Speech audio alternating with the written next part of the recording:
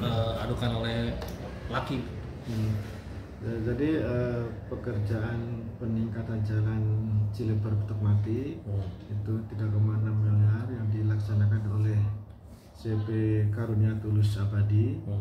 Itu karena awalnya karena ada keterlambatan, ada deviasi, maka kita panggil untuk SCM pertama. SCM pertama kita kasih kesempatan untuk meningkatkan progres, untuk mengejar progres.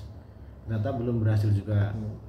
Lalu kita panggil lagi untuk SCM yang kedua dan berlanjut lagi sampai yang ketiga. Nah, dan terakhir karena di SCM juga ini tidak bisa mengejar progres sampai di akhir pelaksanaan waktu pelaksanaan kontrak, akhirnya kita putuskan putus kontrak, kita bayarkan sesuai progres, yaitu totalnya itu terbayarkan 43%. Nah, pekerjaan tidak perlu dilanjut dan perusahaan nanti diajukan untuk kena blacklist. Itu. Jadi memang pekerjaan itu memang tidak selesai karena memang putus kontrak. Karena pertimbangan kita juga, kalaupun kita kasih kesempatan, misalkan kita kasih kesempatan 50 hari kerja dengan denda 1 per mil, tidak memungkinkan atau tidak, kita pertimbangannya tidak akan bakal selesai. Jadi kita tetap harus putus kontrak sesuai dengan regulasi yang ada.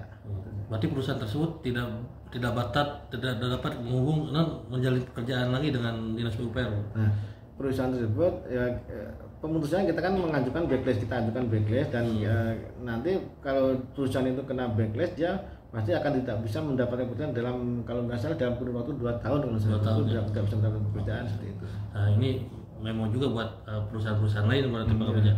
Peringatan untuk perusahaan yang lain yang mendekati hal yang sama, pesan Pak Kabit seperti apa? Jadi gini, terutama gini, perusahaan siapapun itu, pertama itu kalau mau mendapatkan pekerjaan harus juga mempertimbangkan modal dulu. Pertama modal, dia misalkan mau mencari pekerjaan yang nilainya 5 miliar, dia harus punya minimal modal berapa. Jangan sampai dia mendapatkan pekerjaan yang besar tapi modalnya nggak ada. Itu kan makanya di dalam pemilihan penyedia juga kan sebenarnya udah diatur, udah ada ininya, berarti harus punya sisa kemampuan paketnya, dia harus ada. Nah, kadang itu yang sekarang ini tuh kadang itu memang kalau bahasa Sunda itu kadang tidak sesuai dengan apa sih, kalau kadang perusahaan banyak tapi kemampuan kecil, karena risiko seperti itu. Jadi jangan seperti itu. Jadi kan walaupun memang perusahaan ini memang bukan perusahaan Kerawang ya, perusahaan Bekasi kalau saya tahu. Dan itu paket pekerjaan tender LPSE. Dan waktu awal-awal itu kita mau putus kontrak, mau kita panggil cadangan pemenang, ternyata ini satu-satunya pemenang di tender itu, cuma ada satu pemenang, tidak ada pemenang cadangan. Jadi kita nggak bisa lanjut. Akhirnya ya kita putus kontrak di situ di akhir pelaksanaan kontrak gitu.